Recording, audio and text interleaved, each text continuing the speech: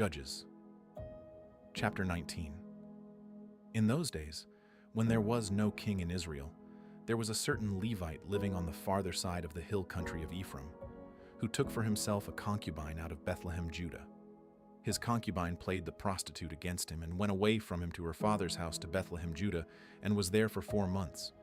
Her husband arose and went after her to speak kindly to her, to bring her again, having his servant with him, and a couple of donkeys. She brought him into her father's house, and when the father of the young lady saw him, he rejoiced to meet him.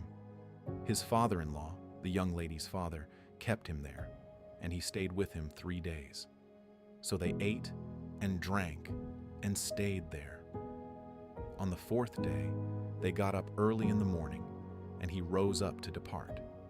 The young lady's father said to his son-in-law, "Strengthen your heart with a morsel of bread, and afterward you shall go your way." So they sat down, ate, and drank, both of them together. Then the young lady's father said to the man, "Please be pleased to stay all night and let your heart be merry." The man rose up to depart, but his father-in-law urged him, and he stayed there again. He arose early in the morning on the 5th day to depart, and the young lady's father said, "Please strengthen your heart and stay until the day declines." And they both ate. When the man rose up to depart, he and his concubine and his servant, his father-in-law, the young lady's father, said to him, "Behold, now the day draws toward evening. Please stay all night. Behold, the day is ending. Stay here, that your heart may be merry, and tomorrow go on your way early, that you may go home." But the man wouldn't stay that night, but he rose up and went near Jebus, also called Jerusalem. With him were a couple of saddled donkeys. His concubine also was with him. When they were by Jebus, the day was far spent, and the servant said to his master, "Please come, and let's enter into this city of the Jebusites, and stay in it." His master said to him, "We won't enter into the city of a foreigner. That is not of the children of Israel, but we will pass over to Gibeah." He said to his servant, "Come, and let's draw near to one of these places, and we will lodge in Gibeah or in Ramah." So they passed on and went their way, and the sun went down on them near Gibeah, which belongs to Benjamin. They went over there to go in to stay in Gibeah. He went in and sat down in the street of the city, for there was no one who took them into his house to stay. Behold, an old man came from his work out of the field at evening. Now the man was from the hill country of Ephraim, and he lived in Gibeah. But the men of the place were Benjamites. He lifted up his eyes and saw the wayfaring man in the street of the city. And the old man said, "Where are you going? Where did you come from?" He said to him, "We are passing from Bethlehem, Judah, to the farther side of the hill country of Ephraim. I am from there, and I went to Bethlehem, Judah. I am going to Yahweh's house, and there is no one who has taken me into his house. Yet there is both straw and feed for our donkeys, and there is bread and wine also for me, and for your servant, and for the young man who is with your servants. There is no lack of anything." The old man said, "Peace be to you. Just let me supply all your needs, but don't sleep in the street." So he brought him into his house and gave the donkeys fodder. Then they washed their feet and ate and drank. As they were making their hearts merry, behold, the men of the city, certain wicked fellows, surrounded the house, beating at the door. And they spoke to the master of the house, the old man, saying, "Bring out the man who came into your house, that we can have sex with him." The man, the master of the house, went out to them and said to them, "No, my brothers, please don't act so wickedly. Since this man has come into my house, Don't do this folly. Behold, here is my virgin daughter and his concubine. I will bring them out now. Humble them, and do with them what seems good to you. But to this man, don't do any such folly." But the men wouldn't listen to him. So the man grabbed his concubine and brought her out to them, and they had sex with her and abused her all night until the morning. When the day began to dawn, they let her go. Then the woman came in the dawning of the day and fell down at the door of the man's house where her lord was, until it was light. Her lord rose up in the morning and opened the doors of the house and went out to go his way. And behold, the woman his concubine had fallen down at the door of the house with her hands on the threshold. He said to her, "Get up and let's get going." But no one answered. Then he took her up on the donkey, and the man rose up and went to his place. When he had come into his house, he took a knife and cut up his concubine and divided her limb by limb into 12 pieces and sent her throughout all the borders of Israel. It was so that all who saw it said, "Such a deed has not been done or seen from the day that the children of Israel came up out of the land of Egypt to this day. Consider it, take counsel, and speak." Judges, chapter 20. Then all the children of Israel went out, and the congregation was assembled as one man, from Dan even to Beersheba, with the land of Gilead, to Yahweh at Mizpah. The chiefs of all the people, even of all the tribes of Israel, presented themselves in the assembly of the people of God, 400,000 footmen who drew sword. Now the children of Benjamin heard that the children of Israel had gone up to Mizpah. The children of Israel said, "Tell us, how did this wickedness happen?" The Levite, the husband of the woman who was murdered, answered, "I came into Gibeah that belongs to Benjamin, I and my concubine, to spend the night. The men of Gibeah rose against me and surrounded the house by night. They intended to kill me, and they raped my concubine, and she is dead. I took my concubine and cut her in pieces, and sent her throughout all the country of the inheritance of Israel, for they have committed lewdness and folly in Israel. Behold, you children of Israel, all of you, give here your advice and counsel." All the people arose as one man, saying, "None of us will go to his tent, neither will any of us turn to his house. But now this is the thing which we will do to Gibeah. We will go up against it by lot, and we will take 10 men of 100 throughout all the tribes of Israel, and 100 of 1,000, and 1,000 out of 10,000 to get food for the people, that they may do, when they come to Gibeah of Benjamin, according to all the folly that the men of Gibeah have done in Israel." So all the men of Israel were gathered against the city, knit together as one man. The tribes of Israel sent men through all the tribe of Benjamin, saying, "What wickedness is this that has happened among you? Now, therefore, deliver up the men, the wicked fellows who are in Gibeah, that we may put them to death and put away evil from Israel." But Benjamin would not listen to the voice of their brothers, the children of Israel. The children of Benjamin gathered themselves together out of the cities to Gibeah, to go out to battle against the children of Israel. The children of Benjamin were counted on that day out of the cities 26,000 men who drew the sword, in addition to the inhabitants of Gibeah, who were counted 700 chosen men. Among all these soldiers there were 700 chosen men who were left-handed. Every one of them could sling a stone at a hair and not miss. The men of Israel, besides Benjamin, were counted 400,000 men who drew sword. All these were men of war. The children of Israel arose, went up to Bethel, and asked counsel of God. They asked, "Who shall go up for us first to battle against the children of Benjamin?" Yahweh said, Judah first.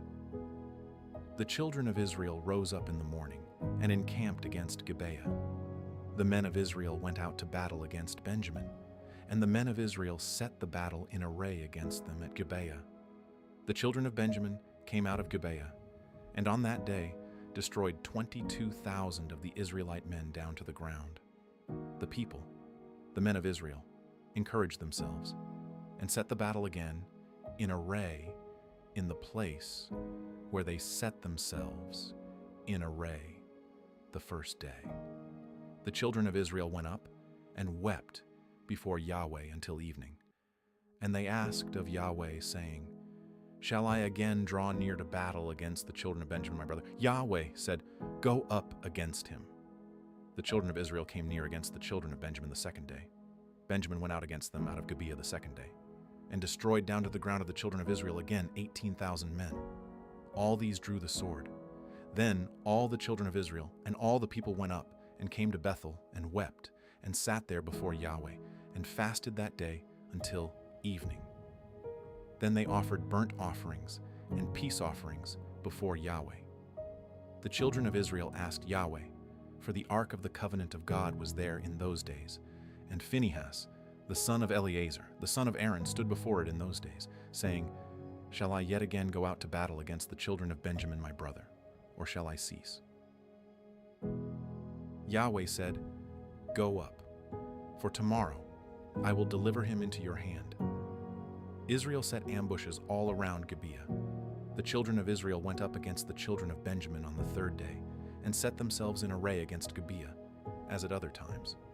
The children of Benjamin went out against the people, and were drawn away from the city, and they began to strike and kill of the people, as at other times, in the highways, of which one goes up to Bethel, and the other to Gibeah, in the field, about 30 men of Israel.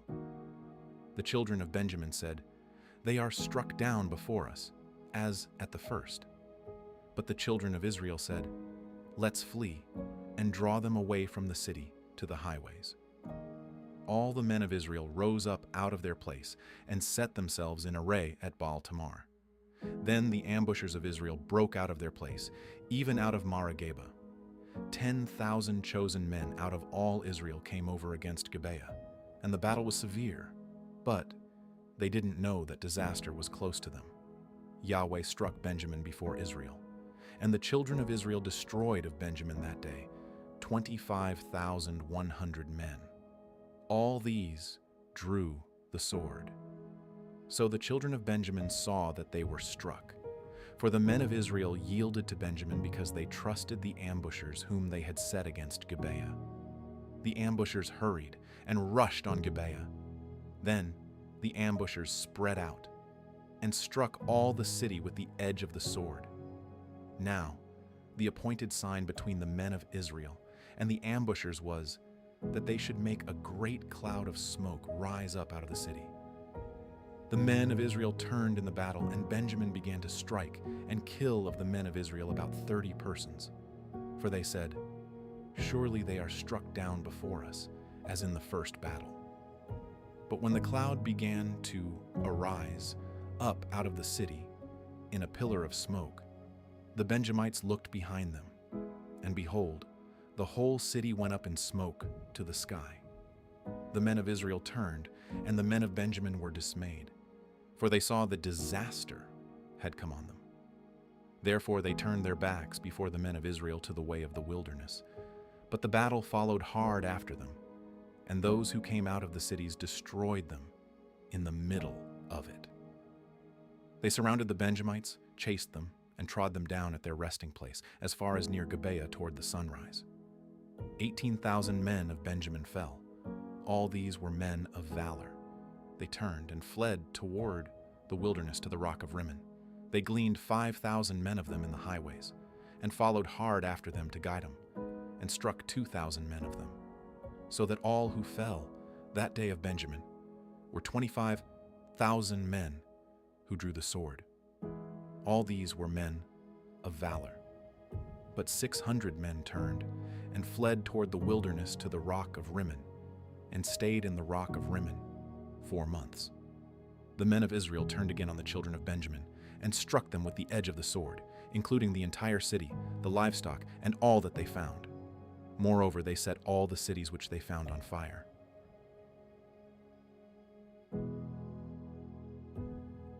Judges, chapter 21. Now the men of Israel had sworn in Mizpah, saying, "None of us will give his daughter to Benjamin as a wife." The people came to Bethel and sat there until evening before God, and lifted up their voices and wept severely. They said, "Yahweh, the God of Israel, why has this happened in Israel, that there should be one tribe lacking in Israel today?" On the next day the people rose early and built an altar there, and offered burnt offerings and peace offerings. The children of Israel said, "Who is there among all the tribes of Israel who didn't come up in the assembly to Yahweh?" For they had made a great oath concerning him, who didn't come up to Yahweh to Mizpah, saying, "He shall surely be put to death." The children of Israel grieved for Benjamin their brother and said, "There is one tribe cut off from Israel today. How shall we provide wives for those who remain, since we have sworn by Yahweh that we will not give them of our daughters to wives?" They said, "What one is there of the tribes of Israel who didn't come up to Yahweh to Mizpah?" Behold, no one came from Jabesh Gilead to the camp to the assembly. For when the people were counted, behold, there were none of the inhabitants of Jabesh Gilead there. The congregation sent 12,000 of the most valiant men there, and commanded them, saying, "Go and strike the inhabitants of Jabesh Gilead with the edge of the sword, with the women and the little ones. This is the thing that you shall do. You shall utterly destroy every male and every woman who has lain with a man."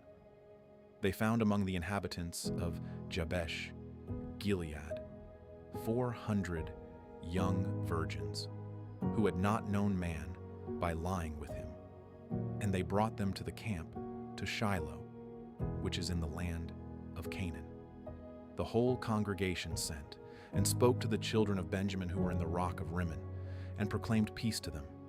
Benjamin returned at that time, and they gave them the women whom they had saved alive of the women of Jabesh Gilead.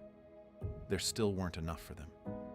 The people grieved for Benjamin, because Yahweh had made a breach in the tribes of Israel. Then the elders of the congregation said, "How shall we provide wives for those who remain, since the women are destroyed out of Benjamin?" They said, "There must be an inheritance for those who are escaped of Benjamin, that a tribe not be blotted out from Israel.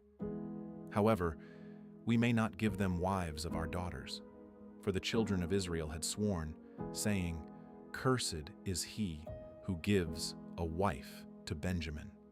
They said, 'Behold, there is a feast of Yahweh from year to year in Shiloh, which is on the north of Bethel, on the east side of the highway that goes up from Bethel to Shechem, and on the south of Lebonah.' They commanded the children of Benjamin, saying, 'Go and lie in wait in the vineyards, and see, and behold, if the daughters of Shiloh come out to dance in the dances, then come out of the vineyards, and each man catch his wife of the daughters of Shiloh, and go to the land of Benjamin. It shall be, when their fathers or their brothers come to complain to us, that we will say to them, Grant them graciously to us, because we didn't take for each man his wife in battle, neither did you give them to them. Otherwise you would now be guilty." The children of Benjamin did so, and took wives for themselves according to their number, of those who danced, whom they carried off. They went and returned to their inheritance, built the cities, and lived in them. The children of Israel departed from there at that time, every man to his tribe and to his family, and they each went out from there to his own inheritance. In those days there was no king in Israel. Everyone did that which was right in his own eyes.